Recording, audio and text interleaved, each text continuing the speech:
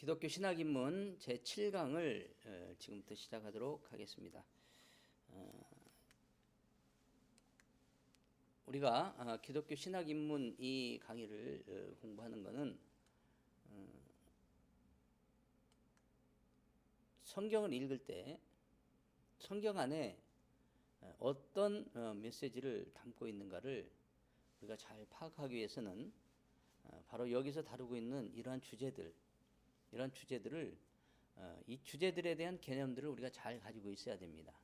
그래서 이런 개념들이 잘 서 있지 않으면 우리가 성경을 읽어도 무슨 뜻인지 무슨 의미인지 모르고 넘어가는 참 그런 경우가 많기 때문에 우리가 이 강의를 중요하게 생각하고 또 신학을 이해하는 데 있어서 가장 기본이 되는 이런 과정들을 공부하는 것입니다.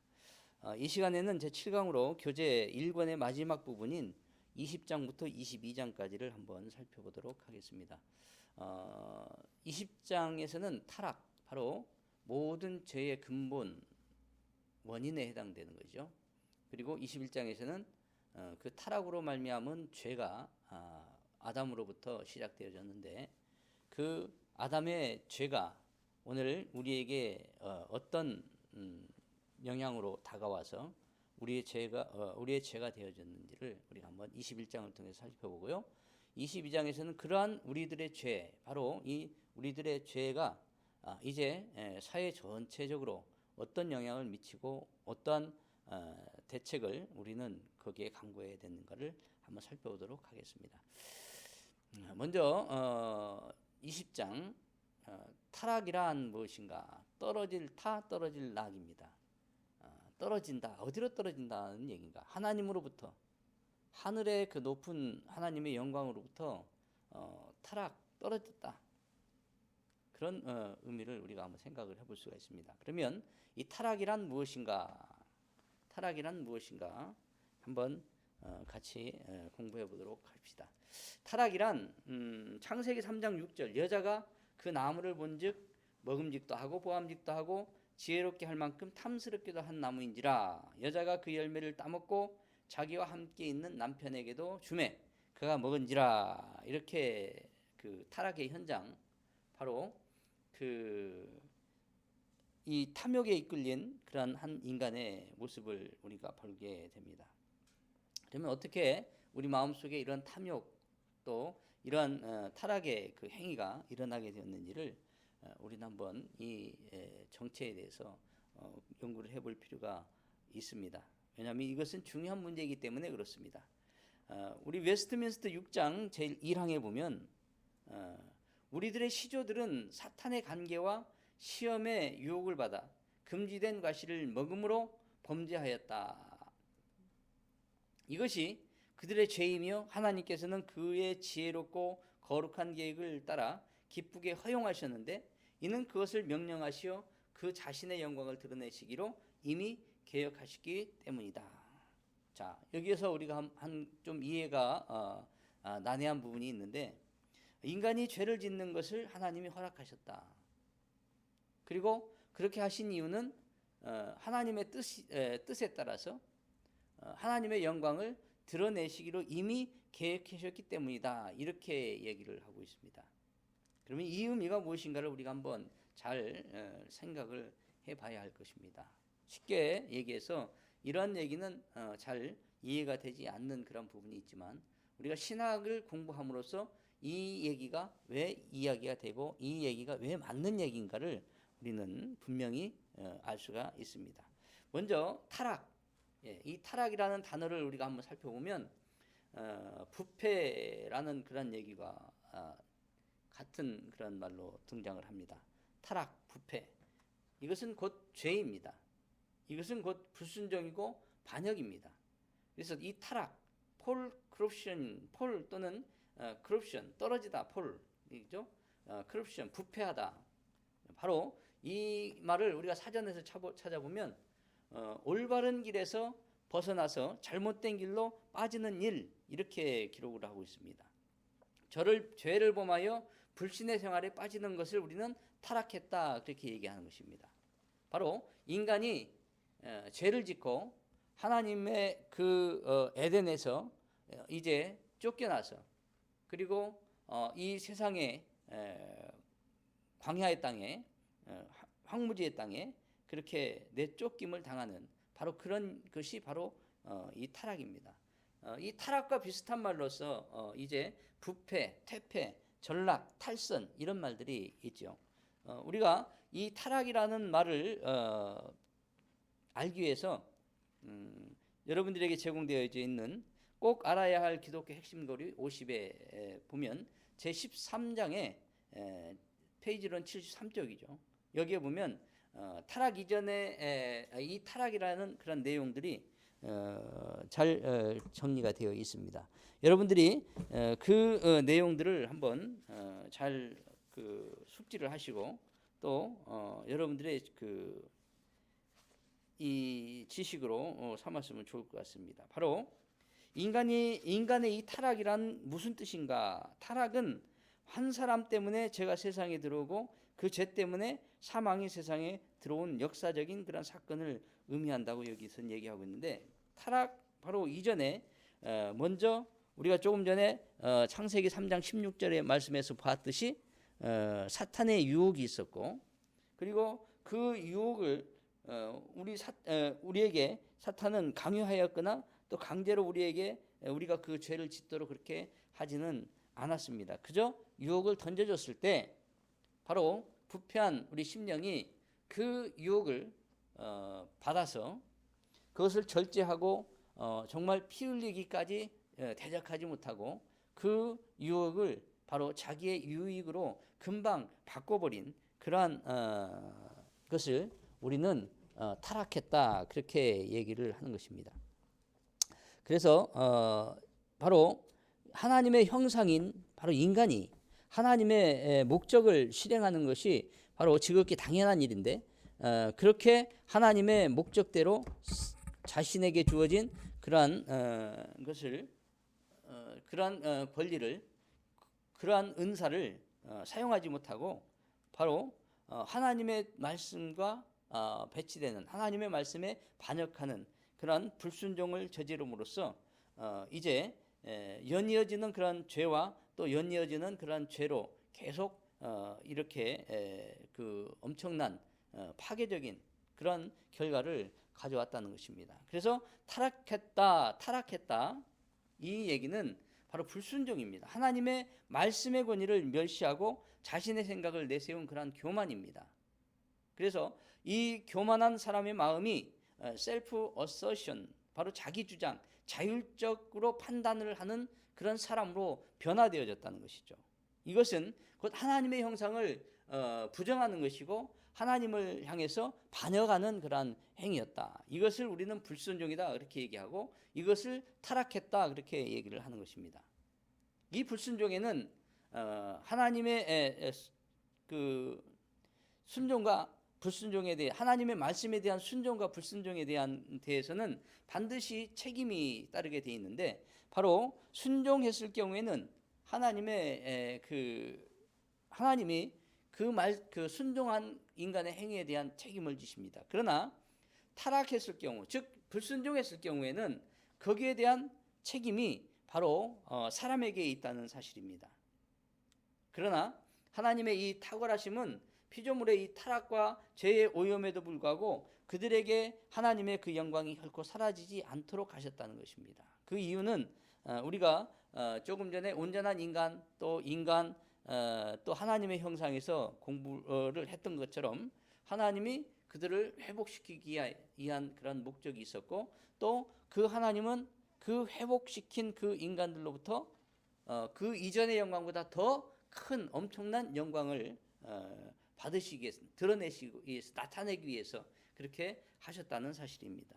그래서 아담의 이 타락 허용은 둘째 아담을 통해서 더 많은 영광을 열매로 거두신다. 바로 하늘의 미랄이 100배의 결실을 맺는 그런 영광을 얻는 것이고, 그래서 조금 전에 우리가 웨스트민스터 신앙고백 제6장 1항에서 얘기했던 바로 그의 지혜롭고 거룩한 계획을 따라 기쁘게 허용하셨다 하는 그런 얘기가 이해가 될 수가 있습니다. 그것은 하나님이 그것을 명령하셨고 그 자신의 영광을 드러내시기로 이미 계획하셨기 때문에 그 일이 이 창조 세계 안에 일어날 수 있었다는 것입니다. 그래서 하나님은 당신이 무능해서 인간이 죄를 짓는 일을 방치하였거나 또 하나님은 무관심해서 인간이 죄를 짓는 것을 그렇게 방치해 두셨다가 그 인간이 죄를 짓자 그 인간을 심판하고 징계하는 그런 하나님이 아니시라, 하나님은 원래 이 천지 만물을 창조하신 것이 인간을 심판하고 어떤 것을 이렇게 억압하고 또 그것을 닥달하기 위해서 만드신 것이 아니라, 하나님은 이 우주 만물을 만드신 목적이 바로 당신의 영광을 드러내는 것이, 나타내는 겁니다. 하나님은 뭐가 필요해서 천지를 만드신 분이 아니고 바로 하나님의 당신의 영광을 나타내시기 위해서 이렇게 천지를 창조했다는 그러한 창조의 목적에 부합하는 맞는 그러한 그 결과를 얻을 수가 있었던 것이죠. 그러면 이 타락으로부터 얻어지는 그 결과는 바로 이 죄입니다. 죄. 이 죄는 바로 타락한 부패한 그 심령에서 나오는 그런 결과물들입니다. 이 결과물들은 단기적으로 장기적으로 끊임없이 지속적으로 계속 이 결과의 열매들을 맺는데 바로 죄의 열매들을 맺게 되어 있는 것입니다. 바로 이 죄의 열매들은 결국은 이 죄의 열매라는 것은 뭡니까? 바로 부패하고 타락한 인간의 본성에서 나오는 것이죠. 그것을 우리는 다른 말로 원죄다 그렇게 표현을 합니다. 그래서 인간 이전에 물론 죄가 있었는가 없었는가 그에 대한 사실을 우리가 정확히 알 수는 없지만 이사야서 14장 12절로 15절 말씀과 에스겔서 28장 말씀을 보면 천사가 타락했다, 그리고 죄가 시작되었다 그렇게 얘기합니다. 이것은 우주 만물이 창조되기 이전의 얘기를 하는 것입니다. 창세기 1장 1절 2절 말씀을 보면 2절 말씀에 보면 땅이 혼돈하고 공허하며 흑암이 깊음이 있고 하나님의 영은 수면에 운영하시니라 이렇게 말하고 있는데, 바로 태초에 이 우주 만물을 만드실 그 태초에 그 이전에 바로 하늘에서 이 천사들의 반역이 있었고 그리고 죄가 시작되었고 하나님은 그들을 붙들어서 묶어두셨다는 것이죠. 그런데 그 죄의 근본인 이 타락한 천사 바로 사탄이 이 그 하나님의 피조 세계에 들어오면서 큰 문제가 시작되어진 것이죠. 바로 이 하나님의 피조 세계에 이 타락한 죄가, 이 타락 바로 죄가 들어오게 되었다는 사실입니다. 그래서 인류의 최초의 인류 바로 아담에게 이 그 사탄이 접근을 해서 바로 타락하도록 했고 그리고 그들로 하여금 죄에 오염되게 해서 그리고 부패한 그런 심령이 되어졌어요. 그리고 이 영적인 죽음을 막게 해서 하나님과 모든 관계가 단절되도록 하였다는 것입니다. 이러한 내용을 우리는 창세기 2장 16절로 17절, 창세기 3장 6절 이하, 창세기 3장 말씀에서 우리가 볼 수가 있습니다. 바로 창세기 3장에서 만나는 바로 인류 최초의 죄의 현장, 범죄의 현장에 바로 우리가 이러한 어떤 사탄의 작용과 또 인간들의 부패한 심성이 드러나는 것을 볼 수가 있습니다. 그래서 하나님의 이 말씀에 대한 피조물로서의 순종과 불순종에 대한 책임은 분명히 있습니다. 그런데 그 책임이 하나님께 있느냐 인간에게 있느냐, 바로 그것은 인간이 하나님이 주신 이 자유의지, 바로 그 자유의지를 선용하느냐 아니면 불순종에 이용하느냐, 그로 말미암아서 이제 하나님이 주신 이 아주 가장 값진 그런 은사 중에 하나가 바로 선택을 할 수 있는 그런 선택권을 인간에게 주셨는데 그 선택을 인간이 어떻게 사용하느냐, 바로 거기에 따라서 하나님의 말씀에 순종할 때는 이 자유의지의 그 특권이 계속 하나님에 의해서 인간에게 주어지지만, 그러나 불순종할 경우에는 이 자유의지의 특권이 사라지고, 그래서 인간이 범죄함으로 말미암아서 인간에게는 이제 죄를 지을 수밖에 없는 필연적인 그런 존재로 전락해버리고 하나님께서 주어졌던 그 선택권은 이제 하나님을 거역하는 방식으로 사용하였기 때문에 더 이상 그들에게 그 선택권이 없게 되어지는 것이죠. 그래서 동산 에덴 동산에서 추방되었을 뿐만 아니라 이제 그 생명나무 열매를 따먹지 못하도록 화양금을 두어서 이제 그 지키는 그러한 일을 바로 그렇게 말씀하시는 이유가 바로 거기에 있는 것입니다.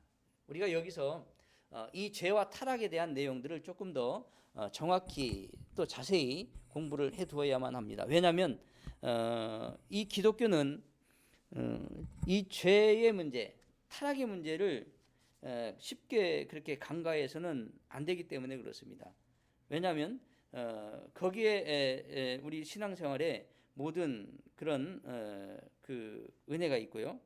이 하나님의 그 뜻에 부합하지 못한 그런 반역과 또 불순종에 대한 이 모든 그 상태가 이 죄로부터 나오고 이 죄에 대한 자각과 인식이 우리한테 확실히 서지 않으면 우리는 온전한 그런 신앙생활을 할 수가 없습니다. 그래서 그것을 하기 위해서 우리 학생 여러분들이 꼭 알아야 할 기독교 핵심 요구 17장과 꼭 알아야 할 핵심 기독교 진리 20의 그 참고도서 8장 그리고 구원과 하나님의 계획 김남준 목사님이 쓴 그 책에 2장과 3장에 나와 있는 그 내용들을 한번 자세히 탐독을 하시고 숙독을 하시고 그 내용들을 한번 잘 정리를 해서 죄에 대한 개념을 한번 잘 정리를 했으면 좋겠어요. 죄의 정체성이 뭐고 죄가 무엇이고 죄가 어떤 영향을 미치는 것인가 이런 것들을 잘 정리해서 여러분들이 숙지를 하고 있을 때 여러분들이 어떤 복음을 전할 때 또 그와 같은 올바른 그런 죄에 대한 인식을 가지고 접근할 수가 있고 또 그렇게 이것을 공부하는 걸 그렇게 지식적인 것으로 공부하는 걸로 끝내는 것이 아니라 그 여러분들이 습득한 그 지식을 여러분 안에서 자각시키고 여러분들에게 적용을 시키는 것입니다. 그래서 나 자신이 죄인된 그런 상태를 한번 심각하게 발견하는 그런 묵상을 여러분들이 한번 했으면 좋을 것 같아요. 그래서 이 부분을 한번 여러분들에게 6강과 7강의 그런 과제물로 한번 드리고자 합니다. 그래서 세 권의 이 참고도서를 여러분 참고하시고 또 교재를 참고하시고 아니면 기타 다른 참고한 내용들을 그 참고해서 한번 내용들을 정리하시고 또 어떤 내용들을 문장들을 우리가 발췌했을 때는 거기에 대한 푸트노트 바로 각 줄을 반드시 좀 표시하는 그러한 습관을 여러분들이 좀 길렀으면 좋을 것 같아요. 그래서 레포트를 작성하실 때 그 각 줄을 반드시 어떤 책 저자, 그다음에 책명, 그리고 출판사, 뭐 출판 연도 이렇게 표시를 하고 거기에 뭐 몇 페이지 그 몇 페이지에 몇째 줄 뭐 이렇게 표현을 한다든지 우리 각주 표현하는 방법이 있습니다. 그래서 그 교재에 나와 있는 또는 다른 참고서들에 보면 이 각주하는 표시들을 여러분 한번 참고를 해서 각주를 꼭 한번 달아보는 그런 습관을 한번 길러보시기를 바랍니다. 그래서 6강, 7강 과제를 이렇게 드렸고요. 그러면 죄의 성격이 무엇인가? 바로 하나님의 권위에 대한 거부. 그래서 하나님의 절대적인 그런 주권과 하나님의 권위에 대해서 이제 부정을 하고 자아중심, 바로 우리 인간의 이기적인 자아중심, 자아만족을 위한 그런 자아의 권위를 이제 세우는 그런 것이 바로 이 죄다. 그리고 죄는 교만이다. 바로 자율적인 인간. 이 자율적인 인간이라는 것은 스스로 판단하는 인간을 두고 얘기합니다. 저와 여러분들이 이 살면서 신앙생활 하면서 또 세상의 삶을 살면서 늘 옳고 그름을 판단합니다. 이것은 이러이러하니까 옳고 이것은 이러하니까 잘못됐다. 자, 잘잘못을 판단하는 것이 여러분 그것이 꼭 좋은 것만은 아닌 것입니다. 이 세상에서는 하나님 말고는 그렇게 판단할 수 있는 그러한 근거가 없습니다.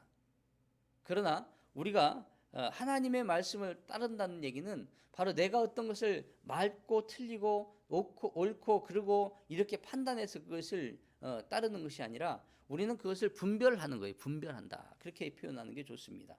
만약에 우리가 어떤 것을 자율적으로 판단한다는 것은 바로 교만한 것이고 하나님의 자리를 우리가 빼앗는 그런 그 오류를 죄를 범하게 된다는 사실을 여러분 기억하시기 바랍니다. 그래서 성경에서도 사도 바울이 옳고 그런 것에 대해서는 예 아니오라만 하고 우리의 생각과 어떤 것을 그게 보태지 말고, 그런데 우리가 신앙생활을 하면서 특히 개혁주의를 공부하는 사람들 가운데는 이 지식적인 그런 아까 제가 전 시간에도 말씀드린 것처럼 아주 냉철하고 무엇인가를 예리한 그런 논지와 또 아주 탁월하고 또 뭐 아주 그런 지성을 가지고 판단하고 있다는 것입니다.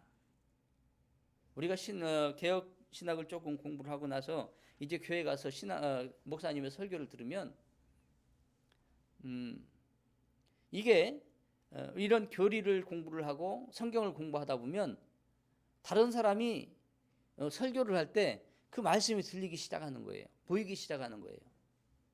맞는지 틀리는지 그 교리에 입각해 교리라는 이 잣대를 가지고 그 말씀을 측량한다는 것이죠. 그런데 우리가 한 가지 중요하게 알아야 될 것은 무엇이냐면 어떤 한 사람을 강단에 세워서 하나님의 말씀을 대응케 했을 때 그 말씀이 교리적으로 맞거나 틀리거나 하는 것을 우리가 판단해서는 안 된다는 것입니다. 대신에 우리가 그 설교를 통해서 얻어야 할 것은 긍정적인 그런 은혜와 부정적인 그런 은혜를 같이 우리는 생각을 해볼 수가 있습니다. 지금 강단에서 어떤 목사님이 설교를 할 때 이 교리를 잘못 설교를 하고 있습니다. 그런데 우리는 거기에 대한 분명한 지식을 갖고 있기 때문에 그 목사님이 지금 잘못되게 설교를 하고 있다는 사실을 알 수가 있습니다. 깨달을 수가 있습니다.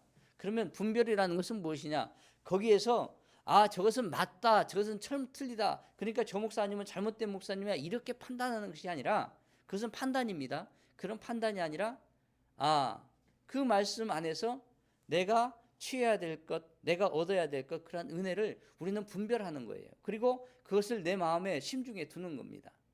우리는 항상 그런 것을 우리 마음속에 심중에 두어야 되지, 그것을 입 밖으로 내서 행동으로 그래서 파당을 만들거나 저 사람이 잘못했다고 정죄하거나 또 참소하거나 이런 일에 참여해서는 절대로 안 된다는 것입니다. 그리고 이 죄의 성격은 바로 그러한 데서 있다는 것이죠. 그것은 교만한 것입니다. 또 죄의 성격은 잘못된 욕망입니다. 우리가 로마서 7장 7절 말씀에 보면 이 탐욕이 나오는데요. 바로 그 탐심, 이 탐심은 무엇인가? 이 탐심의 정치를 여러분 잘 알아야 됩니다. 밑에 제가 과제로 내드리는 누가복음 22장 15절 말씀과 거기에 보면 소원한다, 원한다, 예수님이 그렇게 말씀하실 때 그 원어를 여러분들이 한번 찾아서 분석을 해보셔야 될 겁니다. 바로 에피티미아라는 그런 단어가 나오는데 그 원도, 그 소원도 에피티미아고 로마서 7장 7절에 나오는 이 탐욕, 이것도 에피티미아입니다. 이 두 단어의 의미를 한번 여러분 한번 비교해서 생각을 좀 해보라 하고 제가 과제를 내드리는데 우리 하나님이요, 우리 인간들에게 어떤 그 욕구를 주셨습니다. 욕구, 즉 쉽게 말해서 배고프면 먹을 것을 찾는 그런 욕구, 또 뭐 성욕, 또 뭐 기타 여러 가지 그런 욕구들을, 육신의 욕구들, 마음의 욕구들을 주셨습니다. 이것은 좋은 것입니다. 그런데 여기에 이것을 변질시켜서 나에게 지금 먹을 배가 고파서 쉽게 밥을 먹었다고 칩시다. 그럼 그걸로 끝나는 건데 로마 시대 때는 어떤 일이 있었어요? 그들에게는 이 먹는 게 하나의 어떤 이 오락입니다. 오락. 그래서 먹고 배가 부르면 그것을 토해내고 다시 또 먹고 이런 어떤 것을 한다는 것이죠. 참으로 이거는 굉장히 이 탐욕스러운 그런 인간들의 죄악된 모습을 얘기하는 것입니다. 즉 어떤 기준, 그러니까 우리에게 필요한 것 이상의 어떤 것을 취하려고 하는 그런 욕심들, 이것을 우리는 탐욕, 욕망 그렇게 얘기합니다. 이런 것들이 있음으로 말미암아서 바로 죄다 그렇게 얘기합니다. 또 10계명의 맨 마지막 계명에 보면 탐심이 나오죠. 탐심.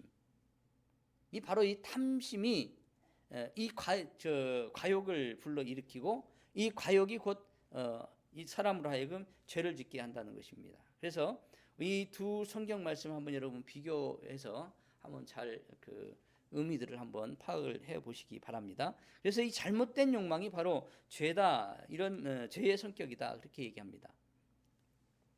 그러면 죄란 무엇인가? 죄를 한번 정의를 내려보면 죄의 정의는 다양한 측면에서 얘기를 할 수가 있습니다. 그래서 죄를 나타내는 구약 성경과 신약 성경의 용어들을 한번 여러분 교재에 나타나 있는 한번 여러분들이 보시고요. 구약 성경에 나타나 있는 용어들 보면 아바, 구부리다, 어떤 것을 이렇게 절곡시키다, 구부려서 왜곡시키다 그런 얘기예요. 또 아발, 허물, 또 아바르, 범하다, 라, 악의 지배, 마을, 신뢰가 깨짐, 파샤, 반약하다, 올바른 권위에 복종하기를 거부하다, 하타, 표적을 잘못 맞추다. 바로 죄에 대한 그러한 정의로 사용되는 주는 말씀이 바로 구약에서는 하타입니다. 그리고 신약에서는 하마르티아, 바로 관역을 또 표적을 잘못 맞추다, 규범으로부터 일탈하다. 바로 이렇게 신학적으로 하나님의 목적이나 율법으로부터 떠나다 그런 의미를 갖고 있다는 것입니다. 그래서 구약에서 말하는 이 하타는 내면보다는 어떤 행위적인 그런 규범의 죄를 지칭을 하고요. 신약에서는 파라바시스, 경계를 범하다, 또는 파라코에, 청종치 않는다, 파라토마에서 넘어짐, 또 아그노메마 무지, 또 헤테마 온전히 수행치 않음, 이런 어떤 의미들로 이제 헬라어로 표시가 되는데 바로 하마라티노 동사죠. 이것이 가장 대표적인 그런 예로 사용되는 죄에 대한 정의로 사용되는 그런 단어인데요. 관역을 빗나가다, 실패하다 그런 의미를 지니고 있습니다. 그래서 어떤 특정한 잘못된 행위뿐만 아니라 내면의 불순한 마음의 동기, 바로 예수님이 말씀하신 그 마음의 죄, 이런 것까지도 지칭을 하고 있다. 그래서 죄라는 것은 바로 하나님께 대한 불순종하는, 또 하나님을 대항하는 그러한 인간의 모든 행위를 얘기합니다. 여기서 이 행위는 행동과 또 마음에 가지고 있는 그런 것까지 다 포함하는 것이죠.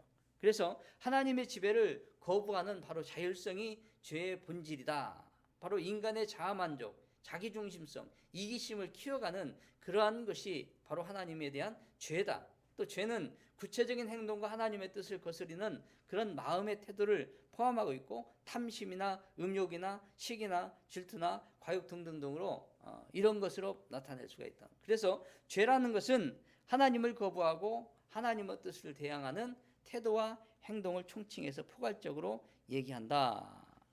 우리가 꼭 알아야 될 핵심 교리 50에 보면 12과에서 69쪽으로 72쪽에 나오죠. 죄란 근본적으로 하나님에 대한 반역이다.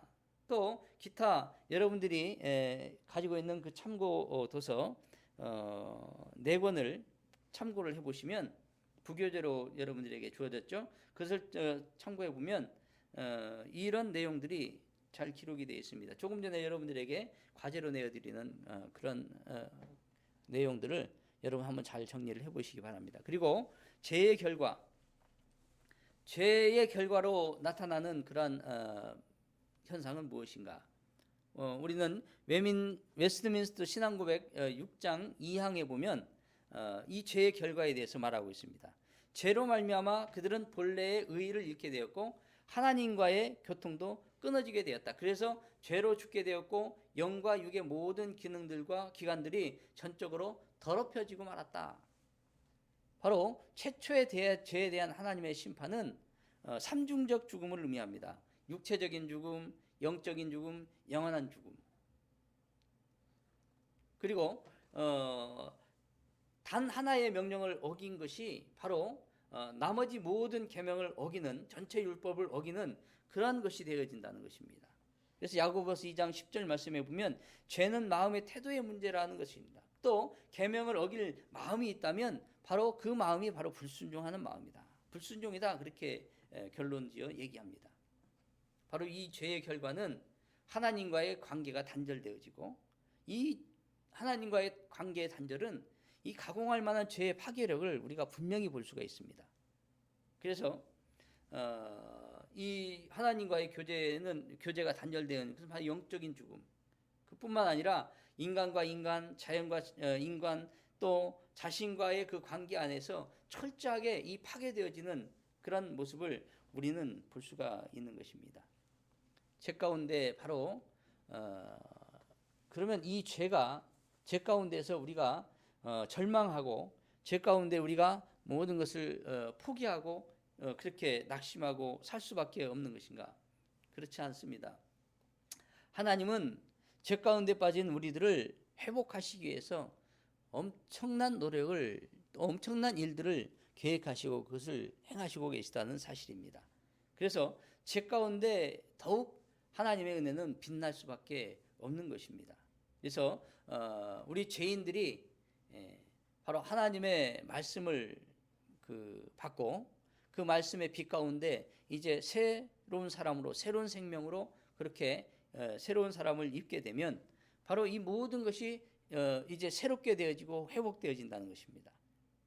그런 이 일을 놓고 이 하나님의 영광을 위해서 하나님은 지금 죄 지은 인간들의 그 죄를 잠깐 심판을 유보하고 또 회복의 가능성을 주고 계시다는 것입니다.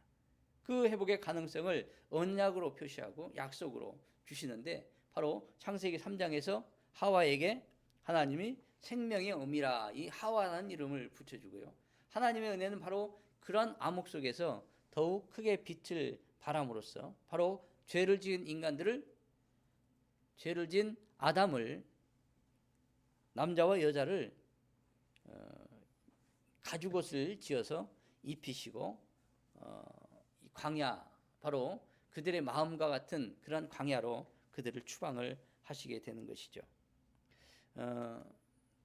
다음은 21장, 바로 그렇게 우리 조상이 죄를 지음으로 말미암아서 우리에게 그 죄의 영향이 미쳤는데 그 죄가 바로 원죄라는 것입니다. 웨스트민스터 신앙고백서 6장 3항을 보면 그들이 온 인류의 시조이기 때문에 그들이 범한 이 같은 죄의 죄책은 모든 후손들에게 전가되었다. 또한 그 죄로 인하여 바로 그 사망과 부패한 성품이 통상적인 출생법에 의하여 그 시조들에게서부터 후손에게로 유전되었다. 죄가 유전되었다. 바로 유전된 그 죄를 우리는 원죄다, 그렇게 얘기합니다.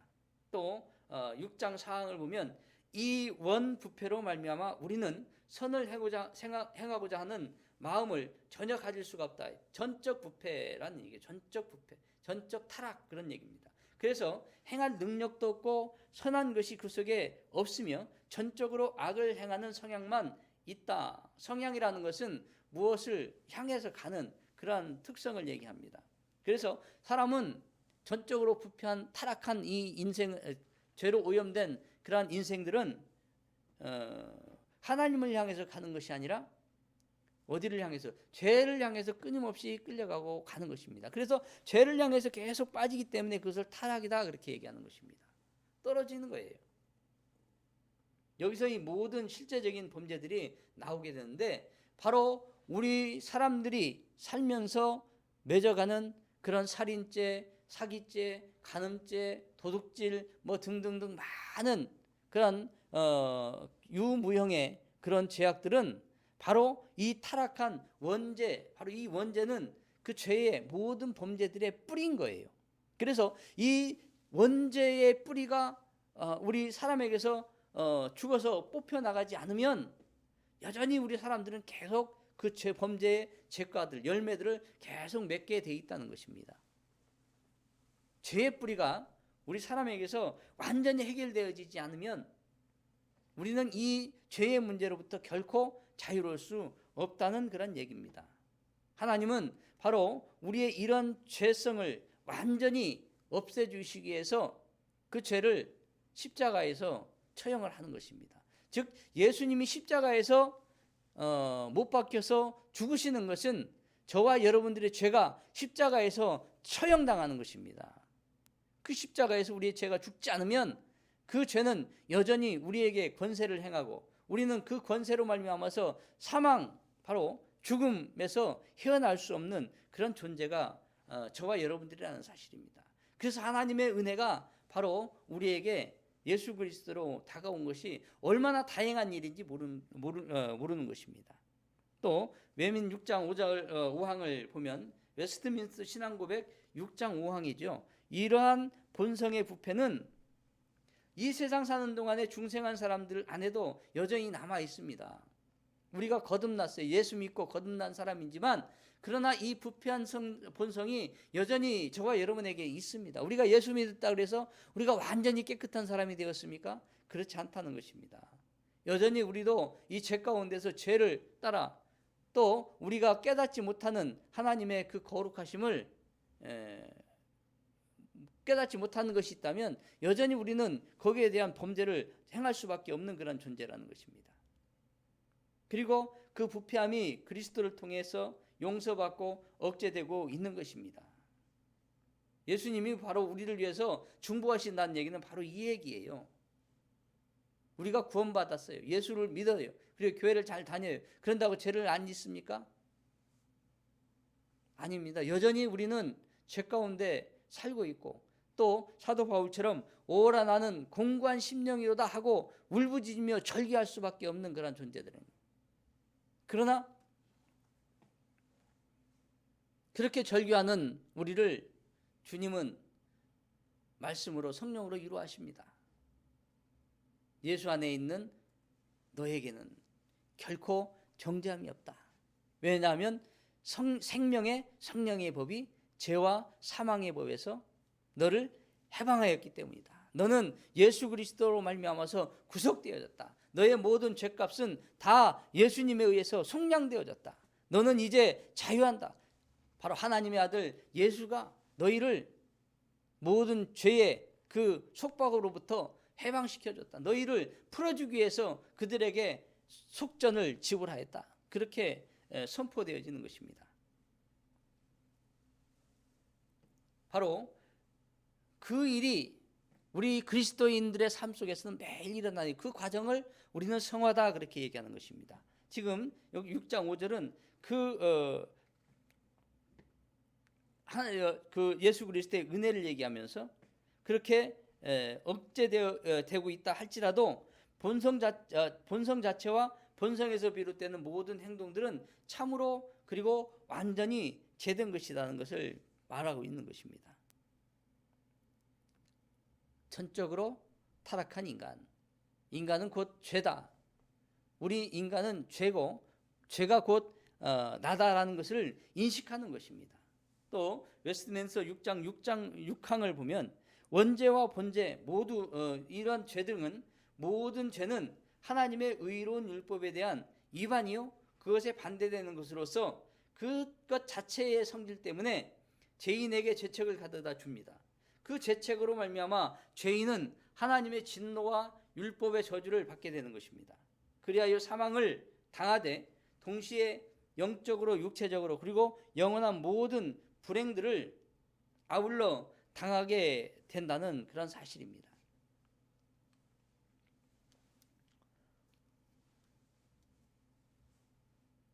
원죄, 바로 아담의 죄는 유전되어집니다. 바로 죄책의 유전. 로마서 5장 18절로 19절 말씀에 보면 첫째 아담의 그 죄가 모든 사람들을 죄 가운데 몰아넣었고, 또 둘째 아담 예수 그리스도가 그 모든 죄 가운데 그 빠진 그들을 구속하시는 그런 대표성의 원리를 얘기하고 있죠. 바로 부패성의 유전, 이 전적 타락입니다. 우리가 죄인이라는 또 다른 증거가 있는데, 바로 우리 속에 있는 이 원죄의 뿌리는 셀 수 없이 많은 그런 죄들을 우리로 하여금 맺게 함으로 우리가 그 죄가들과 분리될 수 없는 그런 현실 가운데 있는 그런 존재들이라는 것을 얘기합니다. 그러면서 우리가 죄인인 또 다른 증거는 뭐냐면, 이러한 죄의 열매들을 맺으면서 우리는 이 죄의 열매들을 늘 감추고 부인하고 회피하려고 하는 그러한 본성을 또한 보인다는 것입니다. 그래서 우리는 죄를 짓고도 죄인이 아닌 것처럼 그렇게 사는 우리들의 모습을 발견할 수가 있다는 것입니다. 그래서 제가 여러분들에게 이 시간 과제로 드리는 바로 죄에 대한, 자신의 죄에 대한 이런 이 죄에 대한 이런 내용들을 우리가 공부할 때 내 자신에 대한 그런 죄에 대해서 우리가 철저하게 하나도 빠짐이 없이 한번 잘 그렇게 묵상을 해볼 필요가 있다는 것입니다. 내가 누구를 욕했다거나, 내가 누구와 과거에 어떻게 음란한 그런 죄를 지었다거나, 도적질을 했다거나, 또 살인을 했다거나, 이런 등등 기타 많은 그런 죄의 열매들을 우리가 가지고 있으면서 그 죄의 우리가 땄던 그 죄의 열매들 하나하나를 우리는 바로 이 그 예수 그리스도 십자가의 원리에 대조해가면서 철저하게 하나하나를 우리는 다 십자가에 못 박는 그런 하나님의 은혜를 체험을 해야 된다는 것입니다.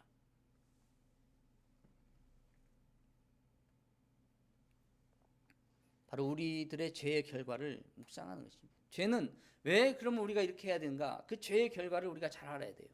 죄는 바로 하나님과의 관계에 악영향을 미치기 때문에, 즉 다른 얘기로 말하면 우리의 신앙에 악영향을 미치기 때문에 그렇다는 것입니다.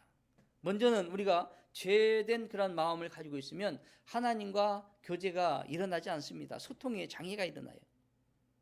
또 그러한 죄 가운데 빠진 사람들은 인간의 위치, 바로 자신이 어떤 위치에 있는가를 망각하게 되고, 그리고 그런 상태로 지속되어질 때 바로 하나님의 분노가 유발되어지고, 그리고 하나님은 바로 우리의 죄에 대해서 진노하신다. 여기서 이 진노는 감정적인 하나님의 분노나 진노는 감정적인 그런 것이 아니라 이것은 공의입니다.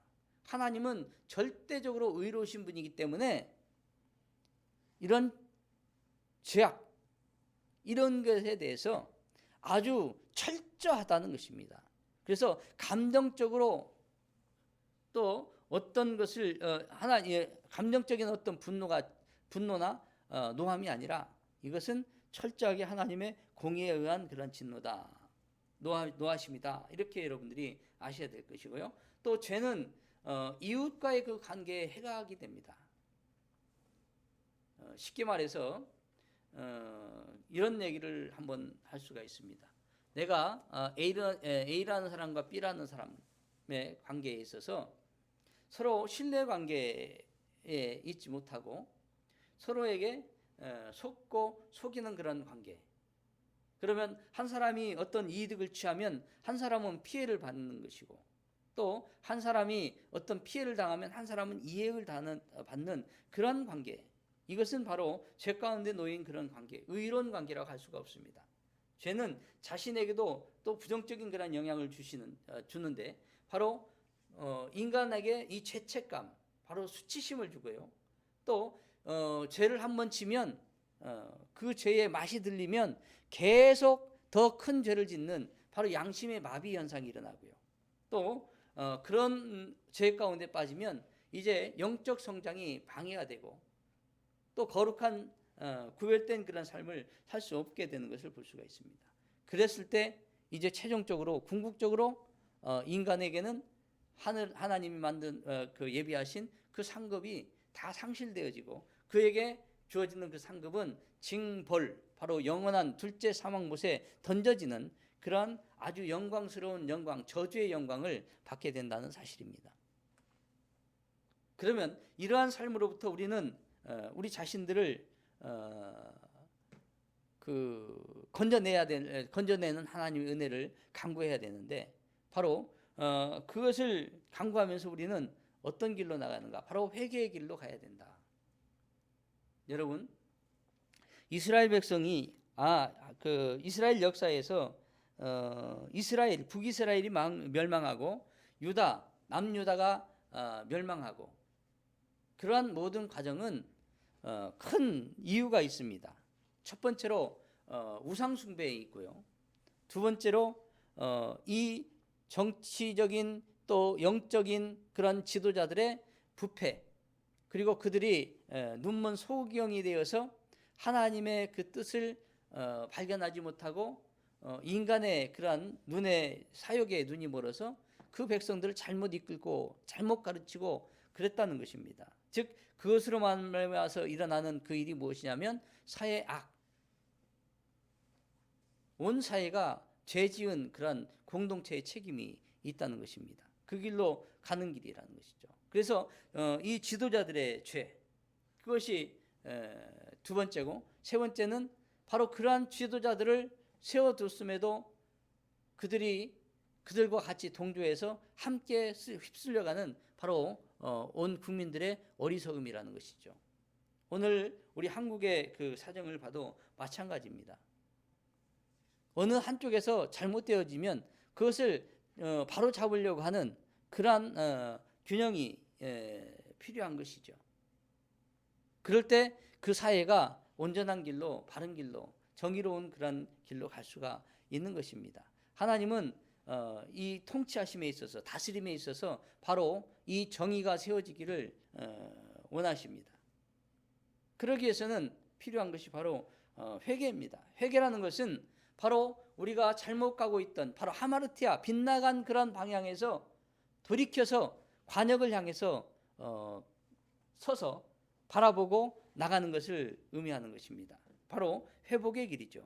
누가복음 15장 11절 이하에 보면 바로 집 나갔던 그 탕자의 아들, 탕자가 이제 회개하고 돌이키는 그런 과정의 예를 말씀을 하십니다. 바로 우리에게는 그와 같이 집 나갔던 아버지로부터 나의 모든 재산의 분깃을 받아가지고 세상에 나가서 그것을 호랑방탕하게 다 쓰고 결국은 돼지우리에서 자신의 존재를 발견하고, 아하, 내가 하나님과 내 아버지께 범죄하였구나, 이것을 깨닫고 나의 죄를 깨닫고 이제 돌이켜서 내가 우리 아버지 집에 가서 아들이 아니라 품꾼의 하나, 노예 품꾼의 품꾼으로 하나 그렇게 존재하면 이 돼지우리보다는 나을 것이라는 그런 생각으로 돌아왔을 때, 그 아버지는 그 냄새나는 돼지우리 속에서 온 그 아들, 쉽게 그 자신의 아들이라고 알아보기도 힘든 그런 몰골을 한 그 아들을 먼 발치에서 알아보고 달려나가서 끼워서 그를 끌어안고 또 그를 반갑게 맞아주는 그런 말씀을 하십니다. 바로 이것은 하나님이 저와 여러분들이 바로 이 돼지우리 속에서 우리의 존재성을 발견한 바로 그러한 모습을 얘기하고, 또 그처럼 냄새나고 더러운 바로 돼지우리 안에서 뒹굴던 바로 우리를 맞아주시는 그 하나님의 은혜를 말씀을 하시는 것입니다. 바로 이것을 생각할 때 이 회복의 길이 얼마나 우리에게 큰 위로가 되고, 또 이 회복해 주시겠다는 하나님의 약속이 저와 여러분에게 얼마나 엄청난 그런 은혜인가를 우리는 잘 기억을 할 수가 있습니다. 또 우리가 히브리서 12장 4절 말씀의 본면을 한번 잘 기억을 해둬야 됩니다. 히브리서 12장 4절 말씀을 한번 찾아서 보시면요, 같이 한번 찾아서 읽도록 하겠습니다. 너희가 죄와 싸우되 아직 피 흘리기까지는 대항하지 아니하고, 또 아들들에게 권하는 것 같이 너희에게 권하신 말씀도 잊었도다. 일러스되 내 아들아 주의 징계하심을 경히 여기지 말며 그에게 꾸지람을 받을 때 낙심하지 말라. 이렇게 권면하고 있는데, 여러분 교회 안에서요, 또 우리 성도들에게서 또 신학을 공부하는 저와 여러분들이 이 죄의 문제를, 이 죄는 우리 인생의 가장 심각한 문제입니다.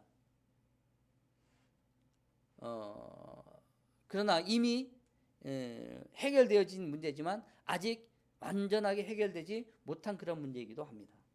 그래서 너희가 죄와 싸우되 아직 피 흘리기까지 대항하지 아니하고, 정말 우리의 혼신의 힘을 다해서 우리의 전심으로 죄를 끝까지 대항해서 그렇게 싸우지 못한 예수님의 피 흘리심을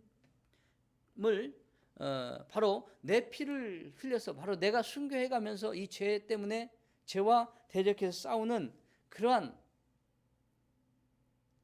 것까지 아직 이르지 못한 우리들의 모습을 바라보면서 우리는 이 권면을 기억을 해야 됩니다. 정말 내가 죽을 힘을 다해서 이 죄와 대적해서 싸우리라. 이것이 그리스도인들입니다. 우리는 연약합니다. 우리는 언제 어떻게 쉽게 넘어질지 알지 못하는 그런 존재들입니다. 넘어질 수 있는 존재예요.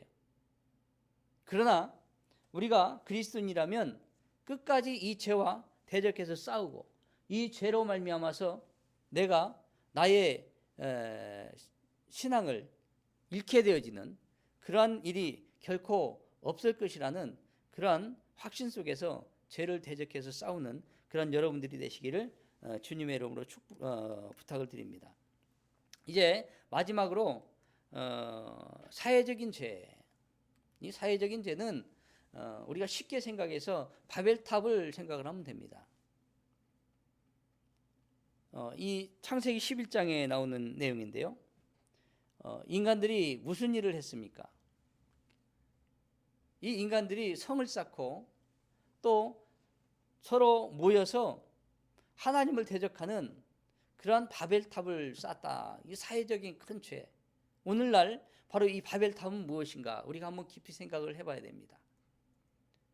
바로 이 바벨탑은 이 사회적인 죄, 바로 죄인 하나가 모여서 이루어진 이 거대한 죄덩어리의 이 사회가 어떻게 하나님을 향해서 올바른 그런 길로 나가는 것인지, 아니면 하나님을 대적해서 그렇게 바벨탑을 쌓는 그런 길로 나가는 것인가를 우리는 이 교훈을 통해서 분명히 볼 수가 있습니다. 여러분, 예루살렘의 그 멸망하는 그 본보기, 그리고 예루살렘의 멸망의 이유를 우리가 바라볼 때 바로 이 사회적인 죄는 그 사회의 개인들의 불의요, 불순종, 그리고 또 교회의 불순종, 또 온 나라의 불순종, 바로 이것이 바로 사회적인 죄입니다. 그 사회적인 죄는 그러한 멸망당하는 그러한 사회에서는 정의를 찾아볼 수가 없었고요. 정의로운 그러한 다스림이 없었다는 것이죠. 그리고 하나님을 인정하지 않는, 즉 하나님 대신에 우상을 섬기고, 그리고 하나님의 은혜를 구하지 않는 그런 결과를 그런 원인을 발견할 수가 있었고, 또 사람들의 어리석음이 그 속에 있었다는 것입니다. 자기들이 잘못 가고 있는데도 잘 가고 있는 것처럼 그렇게 여기는 것. 오늘날 우리 사회가 그런 사회가 되어 있지 않는가를 한번 잘 살펴봐야 합니다. 그리고 그런 사회 속에서 우리는 많은 그런 문제들을 생각을 해볼 수가 있죠. 그래서 오늘날 기독교인들은, 그리스도인들은 바로 이 사회 가운데서 일어나고 있는 그런 많은 문제, 첫째 일어나는 지진과 또 기근과 가뭄과 홍수와 화산 뭐 이런 등등 많은 문제들이 있죠. 또 지구 온난화, 또 가까이 있는 우리 국내에서 일어나고 있는 뭐 큰 대형 사건, 뭐 세월호 사건 같은 이런 문제들, 자, 이런 것들은 사실은 그 근본적으로 어떤 한 개인의 잘못된 그런 죄로 말미암아서 많은 사람들이 피해를 보고 아픔을 당하고 절망을 하게 됩니다. 그러면 그러한 문제들이 있으면 정의롭게 누군가가 나서서 착착착 정리하고 조사하고 딱 해서 마무리를 해야 되는데 그러한 일들을 국가와 정부에서 또 원활하게 잘 해결하지도 못한 그러한 무능을 보이게 됩니다.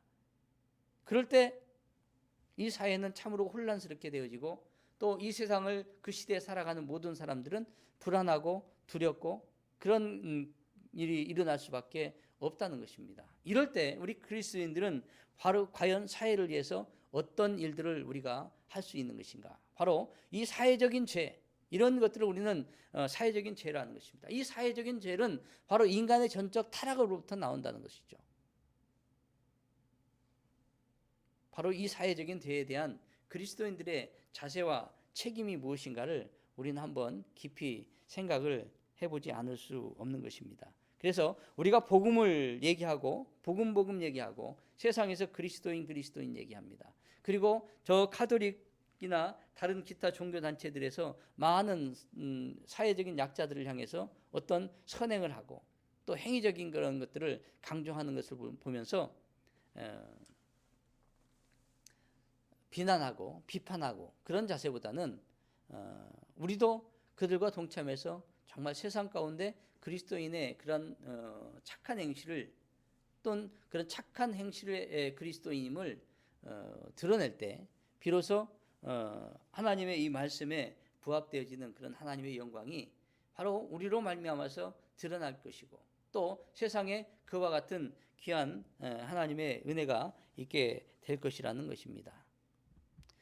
이상으로 제 7강을 마치고 다음 시간 제 8강부터는 교재 제 2권에 대한 강의를 진행하도록 하겠습니다. 대단히 수고 많으셨습니다. 감사합니다.